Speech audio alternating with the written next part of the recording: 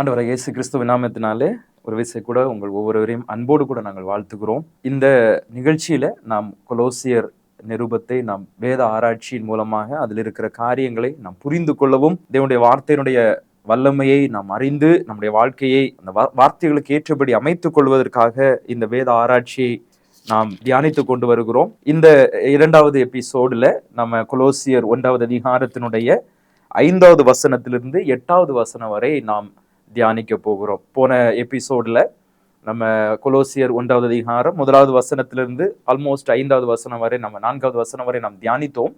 இந்த நாளிலே தொடர்ச்சியாக வருகிற வசனங்களை நாம் தியானிக்க போகிறோம். போன வாரத்துல நாம் கேட்ட அந்த காரியங்களும் நம்முடைய வாழ்க்கைக்கு அது பிரயோஜனமா இருக்கும். அதை நாம் தொடர்ந்து தியானித்து கொண்டிருக்கிறோம். அதற்கேற்றபடி நம்முடைய வாழ்க்கையை அமைத்து கொண்டிருக்கிறோம் என்பதை நான் விசுவாசிக்கிறேன். இந்த நாளிலும் இந்த நேரத்துல கொலோசியருக்கு எழுதின நிருபம் 1வது அதிகாரம் 5வது வசனத்திலிருந்து 8வது வசனம் வரை நாம் தியானிக்க போகிறோம். அந்த வசனங்களை முதலாவது நான் உங்களுக்காக வாசிக்கிறேன்.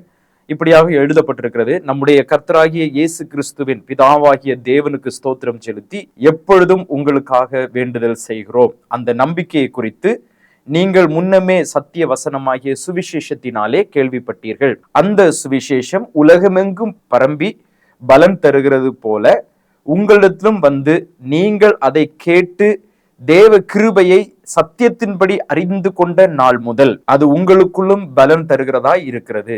அதை எங்களுக்கு பிரியமான உடன் வேலையாலும் உங்களுக்காக கிறிஸ்துவின் உண்மையான ஊழிய காரணமாய் இருக்கிற எப்பாப்ராவினிடத்தில் நீங்கள் கற்றும் இருக்கிறீர்கள். ஆவிக்குள்ளான உங்கள் அன்பையும் அவனே எங்களுக்கு தெரியப்படுத்தினான். அந்த எப்பாப்ரா மூலமாகத்தான் இந்த கொலோசு சபை ஸ்தாபிக்கப்பட்டது என்பதை நான் போன வாரத்துல நாம் தியானித்தோம். எப்பாப்ரா இயேசு கிறிஸ்துனுடைய அந்த சுவிசேஷத்தை பவுல் மூலமாக எபேசு பட்டணத்திலிருந்து கேள்விப்பட்டு கொலோசு பட்டணத்திற்கு இயேசு கிறிஸ்துனுடைய அன்பை அந்த மக்களுக்கு அறிவித்து அங்கு ஒரு சபையை ஸ்தாபிக்கிறார். அந்த சபையில் உள்ள மக்கள் அவர்கள் தேவனிடத்தில் உள்ள விசுவாசத்திலும் பரிசுத்தவான்களுக்குள்ள அன்பிலும் அவர்கள் வளர்ந்து கொண்டிருக்கிறார்கள் என்று சொல்லி நான் போன வாரத்தில் தியானித்தோம். இந்த நாளில முதலாவது நாம் பார்க்கிற காரியம் பவுலுடைய நன்றி அறிதலும் ஜெபத்தையும் நாம் பார்க்க முடிகிறது. அவர் சொல்றாரு, உங்களுக்காக எப்பொழுதும் வேண்டுதல் செய்கிறோம், எப்பொழுதும் தேவனுக்கு ஸ்தோத்திரம் செலுத்தி நாம் வேண்டுதல் செய்கிறோம். He was thanking God and praying for them always. It's not for timing. நம்ம ஒரு காரியத்தை செய்யும் பொழுது நம்ம தொடர்ந்து ஜெபிக்கிறவர்களா, தொடர்ந்து ஆண்டவருக்கு நன்றி சொல்லுவோம். ஏதோ நம்ம ஜெபித்தோம் முடித்தோம் அப்படின்னு இல்லாம பவுலுடைய அந்த கான்ஸ்டன்ட் பிரேயர், அவர் தொடர்ந்து அந்த கொலோசு சபை, நான் அடிக்கடி சொல்றது போல அந்த கொலோசு மக்களை அவர் இன்னும் சந்திக்கவில்லை. ஆனாலும் அந்த மக்களுக்காக வைராக்கியம் கொண்டு அந்த மக்களுடைய பக்தி வைராக்கியத்திற்காக இவர் தொடர்ந்து ஆண்டவரிடத்துல ஜெபிக்கிறவராக காணப்படுகிறார்.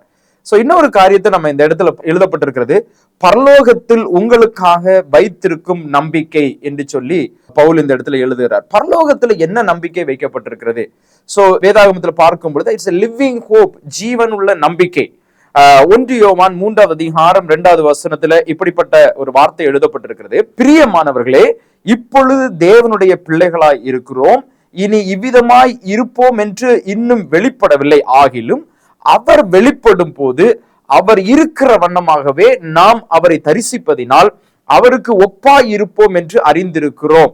பரலோகத்துல நமக்கு வைத்திருக்கிற நம்பிக்கை என்னவென்றால், இயேசுவை நாம் முகமுகமாய் பார்க்குகிற ஒரு அனுபவம், அவரோடு கூட நான் இருக்கிற அனுபவம், ஒரு லிவிங் ஹோப். என்னுடைய எதிர்காலத்தினுடைய நம்பிக்கை என்ன? இயேசு கிறிஸ்துவினுடைய சுவிசேஷத்தை நான் கேள்விப்பட்ட அந்த நாளில ஆண்டவர் எனக்கு ஒரு ரட்சிப்பை கொடுத்திருக்கிறார், பாவ மன்னிப்பை கொடுத்திருக்கிறார், பாவத்திலிருந்து ஒரு விடுதலையை கொடுத்திருக்கிறார். எல்லாவற்றுக்கும் மேலாக எனக்கு எதிர்காலத்துல ஒரு நம்பிக்கை, வருங்காலத்தினுடைய ஒரு நம்பிக்கை ஆண்டவர் எனக்கு கொடுத்திருக்கிறார். It's not only healing from sickness. அந்த நம்பிக்கை ஏதோ எனக்கு ஒரு வியாதியிலிருந்து ஒரு சுகம் கிடைத்தது மாத்திரம் அல்ல, ஒரு பாவத்திலிருந்து எனக்கு பாவ மன்னிப்பு கிடைத்தது மாத்திரம் அல்ல, ஏதோ எனக்கு ஆசீர்வாதங்கள் கிடைத்து கொண்டு அது மாத்திரம் அல்ல, but I am going to see Jesus, I am going to be with him and I am going to become like Jesus என்கிற ஒரு மிகப்பெரிய ஒரு நம்பிக்கை, my future hope அப்படின்னு சொல்லிட்டு பவுல் எழுதுகிறார். சோ அந்த ஃபியூச்சர் ஹோப் என்ன? நான் இயேசுவை முகமுகமாய் தரிசிக்கும் பொழுது, இயேசுவோடு கூட நாம் இருக்கும் பொழுது அது எப்படியாக மாறும் என்பதால் அவருடைய அன்பு, his love and his purity and transformed life, ஒரு உருமாற்றம் அடைந்த ஒரு வாழ்க்கை. இயேசுவை போலனா இயேசுடைய குணாதிசயங்கள், சோ அது எங்க நமக்காக வைக்கப்பட்டிருக்கிறது என்றால் பரலோகத்துல. நாம் பரலோகத்துல போகும் பொழுது இயேசுவை போல, இயேசுவை முகமுகமாய் தரிசித்து அவரோடு கூட நாம் வாழ போகிறோம் என்கிற ஒரு நம்பிக்கையை பவுல் இந்த இடத்துல எழுதுகிறார். அதே வார்த்தையை பேதுரு எப்படியாக எழுதுகிறார்? 1 பேதுரு 1வது அதிகாரம் 4வது வசனத்துல பார்க்கும் பொழுது, அவர் இயேசு கிறிஸ்து மரித்தோரிலிருந்து எழுந்ததினாலே அழியாததும் மாசற்றதும் வாடாததுமாகிய சுதந்திரத்திற்கு ஏதுவாக ஜீவனுள்ள நம்பிக்கை உண்டாகும்படி தமது மிகுந்த இரக்கத்தின்படியே நம்மை மறுபடியும் ஜென்பித்தார். இதுல என்ன எழுதியிருக்கிறது? நான் வைத்திருக்கிற அந்த எதிர்கால நம்பிக்கை, ஒருவேளை இந்த உலகத்தினுடைய வாழ்க்கையை முடிக்கும் பொழுது நான் பரலோகத்துல அந்த பரலோக வாழ்க்கையில இயேசு கிறிஸ்துவோடு கூட இயேசு கிறிஸ்துவ முகமுகமாய் தரிசிக்க போகிறேன் என்கிற நம்பிக்கை, அது ஒரு அழியாத நம்பிக்கை, அது ஒரு மாசற்ற ஒரு நம்பிக்கை, வாடாத ஒரு நம்பிக்கை. அந்த நம்பிக்கை ஜீவனுள்ள நம்பிக்கை என்று பேதுரு எழுதுகிறார். Living hope.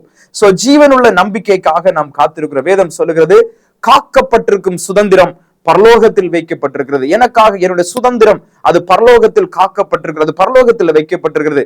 சோ இந்த வேத வார்த்தைகளை நம்ம தியானிக்கும் பொழுது இந்த லிவிங் ஹோப், இந்த நம்பிக்கை, இந்த எதிர்காலத்தினுடைய நம்பிக்கை நமக்கு எப்படி தெரியும்? How I know this அப்படின்னு பார்க்கும் பொழுது அவர் எழுதியிருக்கிறாரு, சத்திய வசனம் ஆகிய சுவிசேஷத்தினாலே கேள்விப்பட்டிருக்கிறீர்கள். சத்திய வசனம். எப்பொழுது இந்த எப்பாப்பிரா மூலமாக இவர்கள் இயேசு கிறிஸ்துவின் சுவிசேஷத்தை, சத்திய வசனமாகிய சுவிசேஷத்தை கேள்விப்பட்டார்களோ, அந்த கேள்விப்படும் பொழுது அவருக்குள் இந்த நம்பிக்கை கடந்து செல்கிறது. So preaching of the hope அப்படின்னு சொல்லிட்டு நம்ம பார்க்கிறோம். free from sin to become like Jesus. அந்த சுவிசேஷம் என்ன செய்கிறது? நான் கேட்ட அந்த சத்திய வசனமாகிய சுவிசேஷம், அந்த சுவிசேஷம் என்ன செய்கிறது? என்னை முதலாவது எனக்குள்ள இருக்கிற பாவங்களிலிருந்து எனக்கு ஒரு விடுதலை கொடுக்கிறது. அது மாத்திரமல்ல, இயேசுடைய குணாதிசயத்தை நான் பெற்றுக்கொள்ள வேண்டும் என்கிற ஒரு ஏக்கத்தை எனக்கு உண்டாக்குகிறது. அது மாத்திரமல்ல, அந்த எதிர்காலத்தில் அந்த living hope, I am going to receive the living hope with Jesus, அந்த ஜீவனுள்ள நம்பிக்கைக்கு தகுதியுள்ளவனாக, அதற்கு பாத்திரவானாக என்னை மாற்றுகிறது.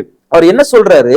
இந்த சுவிசேஷம் உலகமெங்கும் பரப்பப்பட்டு பலன் கொடுக்கிறதா இருக்கிறது அப்படின்னு சொன்னார். இந்த சுவிசேஷம், இந்த எதிர்கால நம்பிக்கை, இது உலகமெங்கும் பரப்பப்பட்டு எல்லா இடத்திலும் அறிவிக்கப்படுகிற இடங்களில யாரெல்லாம் இந்த சுவிசேஷத்தை கேள்விப்படுகிறார்களோ, யாரெல்லாம் இந்த சத்தியவசனமாகிய சுவிசேஷத்தை ஏற்றுக்கொள்கிறார்களோ, அவர்களுடைய வாழ்க்கையில அது பலன் கொடுக்கிறதாக இருக்கிறது. அது வீணாய் போகவில்லை.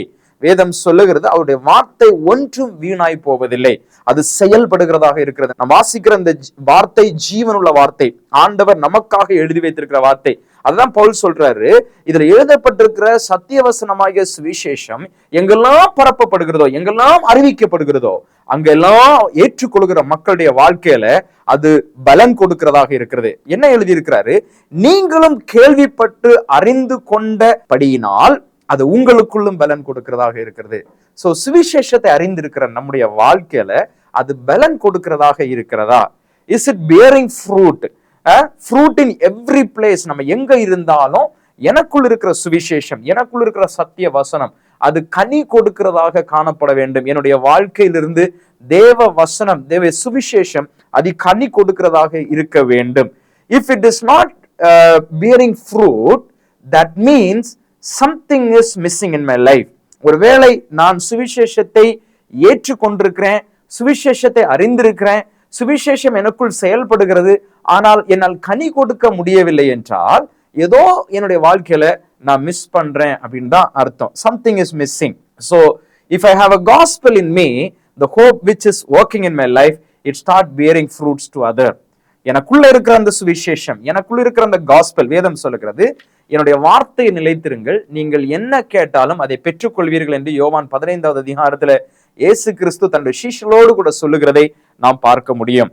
சோ வார்த்தையில நிலைத்திருக்கிறது, abiding in his word, remain in his word, அவருடைய வார்த்தையில நிலைத்திருக்கும் பொழுது அந்த வார்த்தை எனக்குள் நிலைத்திருந்து அது கனி கொடுக்கிறதாக மாறுகிறது.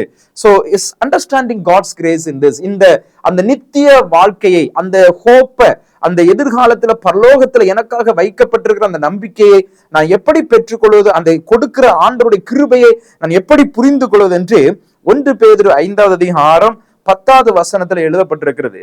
இயேசு கிறிஸ்துவுக்குள் நம்மை தமது நித்திய மகிமைக்கு அழைத்தவராயிருக்கிற சகல கிருபையும் பொருந்திய தேவன் தாமே கொஞ்ச காலம் பாடு அனுபவிக்கிற உங்களை சீர்படுத்தி, ஸ்திரப்படுத்தி, பலப்படுத்தி நிலைநிறுத்துவாராக. என்ன எழுதப்பட்டிருக்கிறது? கிறிஸ்துவுக்குள், இயேசுவுக்குள் நம்மை தமது நித்திய மகிமைக்கு அழைத்தவராய் இருக்கிற, நித்திய மகிமைக்கென்று அவர் என்னை அழைத்திருக்கிறார். அதுதான் சுவிசேஷம். ஏன் எனக்கு சுவிசேஷம் அறிவிக்கப்பட்டிருக்கிறது? Is it only for my healing from the sickness? ஒருவேளை அது எனக்கு நோயிலிருந்து சுகம் கொடுக்கிறதுக்கு மாத்திரமா அறிவிக்கப்பட்டிருக்கிறது? இல்ல. இல்ல எனக்கு பாவத்திலிருந்து விடுதலை கொடுப்பதற்கு மாத்திரம்தான் அறிவிக்கப்பட்டிருக்கிறதா? இல்ல. இல்ல எனக்கு ஏதோ ஆசீர்வாதங்களை கொடுப்பதற்காக மட்டும்தான் அறிவிக்கப்பட்டிருக்கிறதா? இல்ல. எதற்காக இது அறிவிக்கப்பட்டிருக்கிறது? அவர் எனக்கு அவருடைய நித்திய மகிமைக்கு என்னை அழைத்திருக்கிறார்.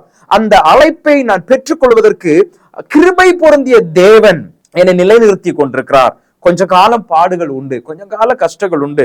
அந்த கஷ்டங்கள் வரும்பொழுது, பாடுகள் வரும்பொழுது அதுல ஒரு சீர்படுத்தி, நம்மை ஸ்திரப்படுத்தி, பலப்படுத்தி அவர் நம்மை நிறுத்துகிறவராக இருக்கிறார். இதை நான் அறிந்து கொண்ட நாள் முதல் அது என்னில் கிரியை செய்கிறது, என்னில் கனியை உண்டாக்குகிறது. நான் பெற்றுக்கொண்ட சுவிசேஷம், நான் எதை சொல்ல வருறேன்னா, பெற்றுக்கொண்ட சுவிசேஷம் ஏதோ நான் அறிந்து கொண்டேன், ஜெபிக்கிறேன் அப்படின்னு இல்லாம எனக்கு ஒரு எதிர்காலத்தில் நம்பிக்கையை வைத்திருக்கிறது. நான் அறிந்து கொண்ட சத்திய வசனம், நான் ஏற்றுக்கொண்ட அந்த சுவிசேஷம் எனக்கு எதிர்காலத்தை குறித்ததான் ஒரு மனமகிழ்ச்சியை உண்டாக்குகிறது. என்னுடைய வாழ்க்கையில என்ன நடந்தாலும் சரி, வாட் எவர் இட் இஸ், என்ன ஒரு காரியம் வந்தாலும், எவ்ரிதிங் ஃபார் டெம்பரரி. என்னுடைய வாழ்க்கையில இப்ப நான் யோசிப்பேன், எனக்கு ஒரு சின்ன ஒரு ஃபீவர் வருது அப்படின்னா அது ஒரு கொஞ்ச நாள் 2 நாள் இருக்கும், 3 நாள் இருக்கும். ஆனா எல்லாமே, I am looking for my future. என்னுடைய எதிர்காலத்தை நான் சிந்திக்கிறேன். எதிர்காலத்துல எனக்காக ஒரு நம்பிக்கை வைக்கப்பட்டிருக்கிற அந்த நம்பிக்கை, இயேசுவை நான் முகமுகமாய் தரிசிப்பேன், அவரை போல மாறுவேன். அதுல if I am not delivered from the sinful life, என்னுடைய அந்த பாவமான வாழ்க்கையிலிருந்து நான் விடுதலை பெறவில்லை என்றால், அந்த பாவத்தை வெறுத்து நான் இயேசுவை நேசிக்கவில்லை என்றால், அந்த மகிமையை, அவர் எனக்காக வைத்திருக்கிற அந்த தேவனுடைய மகிமை, அந்த நம்பிக்கையை நான் இழந்து போய் விடுவேனே. அதுதான் இந்த இடத்துல எழுதப்பட்டிருக்கிறது. 7வது வசனம் 8வது வசனத்தையும் நம்ம பார்த்தோம் அப்படின்னா, அதுல போட்டிருக்கு, அது நிமித்தம் உண்டான ஆவிக்குரிய அன்பு சகோதரன் மூலமாக எங்களுக்கு அறிவிக்கப்பட்டு, எப்பாப்பிரா மூலமாக எங்களுக்கு அறிவிக்கப்பட்டு, அதனால் மிகுந்த சந்தோஷத்தை அடைகிறோம். முதலாவது அவர் சொல்றாரு, உங்களுடைய அன்பையும், நீங்க பரிசுத்தவான்களுக்கு மேல வைத்திருக்கிற அன்பு, இயேசு கிறிஸ்துக்கு மேல வைத்திருக்கிற விசுவாசத்தை நாங்க கேள்விப்பட்டோம். அதை குறித்து நாங்க மிகவும் மனமகிழ்ச்சி அடைகிறோம். அதை மனமகிழ்ச்சி அடைந்து நாங்க என்ன செய்கிறோம்? எப்பொழுதும் ஆண்டவருக்கு ஸ்தோத்திரம் செலுத்தி, அவருக்கு நன்றி செலுத்தி உங்களுக்காக நாங்கள் ஜெபித்து கொண்டிருக்கிறோம். அதுக்கு அடுத்து சொல்றாரு, நீங்க இந்த சத்தியவசனமாகிய சுவிசேஷத்தை எப்பாப்பிரா மூலமாக நீங்கள் கேள்விப்பட்டீர்கள். கேள்விப்பட்ட அது உங்களுக்குள் பலன் கொடுக்கிறதாக இருக்கிறது. இன்னைக்கு நம்முடைய வாழ்க்கையில கேட்க வேண்டிய ஒரு கேள்வி, நான் அறிந்து கொண்ட அந்த சத்திய வசனமாகிய அந்த சுவிசேஷம், நான் தினந்தோறும் தியானித்து வாசிக்கிற கேட்கிற வார்த்தைகள் என்னுடைய வாழ்க்கையில அது கனி கொடுக்கிறதாக இருக்கிறதா? என்னல பலன் கொடுக்கிறதாக இருக்கிறதா? Is it working in my life to bear fruits? ஆண்டோடைய வார்த்தை எனக்குள் செயல்படுகிறதா? அதை குறித்து நாம் சிந்திக்க வேண்டும். இன்னொரு வார்த்தை அவர் எழுதியிருக்கிறாரு, உங்கள் நிமித்தமாக உண்டாகுகிற ஆவிக்குரிய அன்பு, த ஸ்பிரிச்சுவல் லவ், ஆவிக்குரிய அன்பு, அதை நான் கேள்விப்படுறேன். இப்ப என்ன நடக்குது? பவுல் சிறைச்சாலையில் இருக்கிறாரு. சிறைச்சாலையில் இருக்கும்போது there will be some discouragement, there will be some disappointments. ஆனா அந்த நேரத்துல எப்பாப்பிரா பவுலுக்கு மேல உள்ள அந்த பாசத்தினால, அவருக்கு மேல உள்ள அந்த அன்பினால, ஒரு உடன் ஊழியர் கஷ்டப்படுறாரே அப்படின்னு சொல்லிட்டு இவர் உடனே கொலோசு பட்டணத்திலிருந்து எபேசு பட்டணத்துல போய் பவுல் இருக்கிற சிறைச்சாலையில அங்க போய் அவர் கூட கொஞ்சம் டைம் ஸ்பெண்ட் பண்றாரு. டைம் ஸ்பெண்ட் பண்ண அவர் என்ன சொல்றாரு? கொலோசு பட்டணத்துல இருக்கிற மக்களுடைய ஆவிக்குரிய அன்பு, அவர்கள் எப்படி பரிசுத்தவான்களிடத்துல அன்பு வைத்திருக்கிறார்கள் என்று சொல்லும் பொழுது பவுலுடைய உள்ளம் மகிழ்கிறது.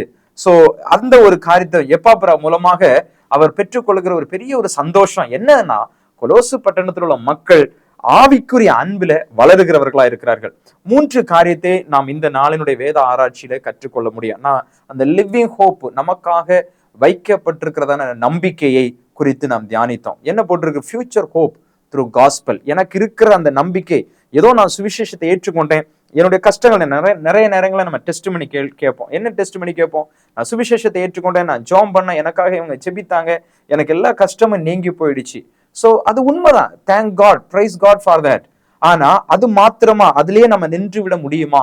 அல்லது நான் கஷ்டத்துல இருந்தேன், ஒரு பண நெருக்கடியில இருந்தேன், ஆண்டோட சுவிசேஷத்தை கேட்டேன், ஆண்டவரை ஏற்றுக்கொண்டேன், நான் ஜெபித்தேன், எனக்கு அந்த பண கஷ்டத்தை ஆண்டவர் எனக்கு விடுதலை கொடுத்தாரு, என்னுடைய வியாபாரத்துல ஆசீர்வாதத்தை கொடுத்தாரு, இல்ல என்னுடைய வேலையில நல்ல ஒரு ப்ரொமோஷனை கொடுத்தாரு, எவ்ரிதிங் இஸ் குட். ஆனா அது மாத்திரம் அல்ல சுவிசேஷத்தினுடைய வல்லமை.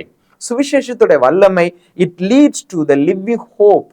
ஒரு ஜீவனுள்ள நம்பிக்கைக்கு நேராக நம்மளை நடத்துகிறதாக இருக்கிறது. அதை நான் முதலாவது புரிந்து கொள்ள வேண்டும். அது என்ன? என்னுடைய எதிர்காலத்தினுடைய நம்பிக்கை இந்த உலகத்துல வாழ்ற இந்த டெம்பரரி வாழ்க்கைக்கு கொடுக்கிற சந்தோஷம் மாத்திரமல்ல, நம்ம பெற்றுக்கொள்கிற எல்லா ஆசீர்வாதங்களும், நம்ம ஒருவேளை வேலை செய்யற இடத்துல கிடைக்கிற உயர்வுகள், நம்ம சம்பாதிக்கிற சம்பாத்தியங்கள், ஆண்டவனுக்கு கொடுத்திருக்கிற சுகம்பலன், இது எல்லாமே இந்த உலகத்துல நாம் வாழுகிற நாட்கள் வரைதான்.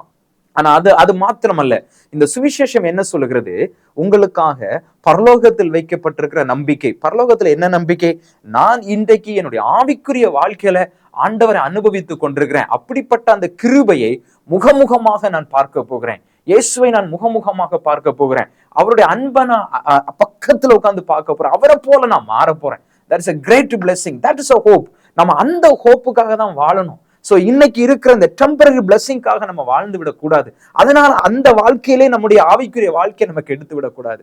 We don't want to waste our spiritual life in the temporary blessings. இன்னைக்கு நம்ம பார்க்கிற வேலையா இருக்கட்டும், நம்ம சம்பாதிக்கிற சம்பாத்தியங்களா இருக்கட்டும், இல்ல நம்மகிட்ட இருக்கிற பொருட்களாக, அந்தஸ்துகளாக இருக்கட்டும், what ever it may be, everything for a timing, everything for temporary. ஆனா எனக்காக நிலையான ஒன்று, மாசற்றது, அது வாடாதது, அழியாதது என்று சொல்லி எழுதப்பட்டிருக்கிறதே. அப்படிப்பட்ட ஒரு நம்பிக்கைக்காக, அந்த நம்பிக்கையை தேடுகிறவர்களாக நாம் இருக்க வேண்டும் என்று சொல்லி பவுல் எழுதுகிறார். இரண்டாவது காரியம் அவர் சொல்றாரு, அது எனக்குள் பலன் கொடுக்கிறதாக. நான் கேட்கிற சத்தியம் என்னை நம்பிக்கைக்கு நேராக மாத்திரம் வழிநடத்தவில்லை, அது எனக்குள் பலன் கொடுக்கிறது. It works in my life. அது எப்படி, எதற்காக பலன் கொடுக்கிறது? கனி கொடுப்பதற்காக. என்னுடைய வாழ்க்கையில மாற்றம். இப்ப நான் இயேசுவை போல மாறுகிறேன்னா அவருடைய குணாதிசயங்கள், என்னுடைய அன்பு இயேசுனுடைய அன்பை போல மாறும். எனக்குள்ள இருக்கிற பரிசுத்தம் இயேசு விரும்புகிற பரிசுத்தமாக மாறும். என்னுடைய பர்சனாலிட்டிஸ்ல, என்னுடைய பிஹேவியர்ஸ்ல இயேசு கிறிஸ்துவோட குணாதிசயங்கள், be like Jesus in humbleness, in quietness, in purity, in love, in forgiveness. அவர் என்னை மன்னித்தது போல மற்றவர்களை நான் மன்னிக்க, கிறிஸ்து உங்களை மன்னித்தது போல நீங்கள் ஒருவருக்கு ஒருவர் மன்னியுங்கள் என்று எழுதப்பட்டிருக்கிறதே. அதுதான் கிறிஸ்துவனுடைய சாயல். சோ அது எனக்குள் இருக்கு, பலன் கொடுக்க வேண்டும். அப்பதான் the people may understand that you are towards to heaven, you are towards to the living hope. அந்த நம்பிக்கைக்கு நேராக நீங்கள் வாழ்கிறது என்பது இதுதான் கனி கொடுக்கிற வாழ்க்கை. சோ நம்மை பரிசோதித்து பார்க்க வேண்டும். எனக்குள்ள இருக்கிற சுவிசேஷம், is it working in my life to bearing fruit? நான் கனி கொடுப்பதற்காக எனக்குள் அது செயல்படுகிறதா? கடைசியாக ஆவிக்குள்ளான அன்பை நம்ம வெளிப்படுத்துகிறவர்களா இருக்க வேண்டும். கொலோசு பட்டணத்துல உள்ள மக்களுடைய, அவர்கள் கேட்ட உடனே, அந்த சுவிசேஷம் கேட்ட உடனே அவருடைய இருதயத்துல அது வேலை பார்க்குது. அவங்க கனி கொடுக்க ஆரம்பிக்க. அந்த கனியினுடைய வெளிப்பாடுதான் கிறிஸ்துவின் மேல இருக்கிறதான அந்த லிவிங் ஃபெய்த். போன வாரத்துல நான் அதை சொன்னேன். Living faith leads towards to living hope. அது மாத்திரம் இல்லாம அவங்க பரிசுத்தவான்களுக்குள்ள அந்த அன்பு, அதுதான் bearing fruits. Loving one another, caring one another, ஒருவர் கேர் பண்ண, ஒருவரை லவ் பண்ண, ஒருவரை நேசிக்கிறது, ஒருவர் உதவி செய்வது. இந்த ஆவிக்குள்ளான அன்பை வெளிப்படுத்துவதற்கு நாம் அழைக்கப்பட்டிருக்கிறோம். இன்றைக்கு கிறிஸ்தவ சமுதாயத்துல ரெண்டு காரியங்கள் ரொம்ப முக்கியம். ஒருவர் நம்ம அன்பு, கிறிஸ்துவை போல நாம் நேசிக்கிறது, கிறிஸ்துவை போல மன்னிக்கிறது. So without keeping any bitterness, நம்முடைய இருதயத்துல எந்த ஒரு கசப்புகளோ குறைவுகளோ வைக்காதபடி கிறிஸ்து நம்மை மன்னித்தது போல. எவ்வளவு காரியங்கள், எவ்வளவு நேரம் நம்ம இயேசு கிறிஸ்துவை நம்ம மறுதலித்திருக்கிறோம், எவ்வளவு தடவை நம்ம இயேசு கிறிஸ்துவை நம்ம சிலுவையில அறைந்திருக்கிறோம். ஆனாலும் அவருடைய அன்பு மாறாததா இருக்கிறதே, அவருடைய மன்னிப்பு குறையாமல் இருக்கிறதே. அப்படிப்பட்ட மன்னிப்பையும் அன்பையும் அனுபவிக்கிற நாம மற்றவர்களுக்கும் அன்பு செலுத்துகிறவர்களாக, மன்னிக்கிறவர்களாக காணப்பட வேண்டும். 3 காரியங்கள்.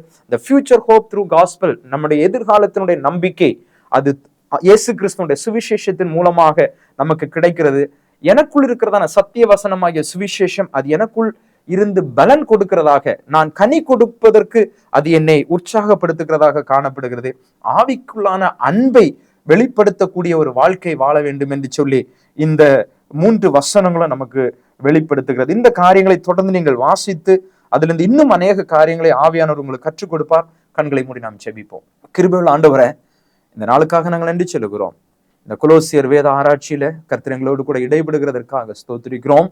ஆண்டவரே, பவுல் இப்படிப்பட்ட ஒரு நல்ல ஒரு நிருபத்தை விசுவாசிகளுக்கு எழுதி வைத்திருக்கிறதை நாங்கள் அறிந்திருக்கிறோம். ஆண்டவரே, கொலோசு பட்டணத்திற்கு எழுதின அந்த வார்த்தைகள் இன்றைக்கு ஜீவன் உள்ளதாய் எங்களோடு கூட இடைபடுகிறதற்காக ஸ்தோத்திரம். ஆண்டவரே, நாங்கள் பெற்றுக்கொண்ட சுவிசேஷம் ஏதோ எங்களை பாவத்திலிருந்து மன்னிக்கிறது மட்டும் இல்ல, ஏதோ எங்களுக்கு வியாதியிலிருந்து சுகம் கொடுக்கிறது மட்டும் இல்ல, ஏதோ எங்களுக்கு இந்த உலக பிரகாரமான ஆசீர்வாதத்தை கொடுப்பது மட்டுமல்ல, எங்களை நித்தியத்திற்கு நேராக நடத்துகிறது. It is leading us to the living ஹோப்னு சொல்லிட்டு நாங்க பார்த்தோம். அது அழியாததாய் மாசற்றதாய் வாடாததாய் இருக்கிறதே, அது எங்களுக்காக கிருபையின் தேவன் காத்து வைத்திருக்கிறாரே என்று சொல்லி நாங்கள் தியானித்தோம் ஆண்டவரே. அந்த நம்பிக்கைக்கு பாத்திரவான்களாய் வாழ்வதற்கு எங்களுக்கு நீர் கிருபை செய்யும் ஆண்டவரே. இந்த உலக வாழ்க்கையை நாங்கள் முடிக்கும் பொழுது நாங்கள் இயேசுவை முகமுகமாய் பார்ப்போம்.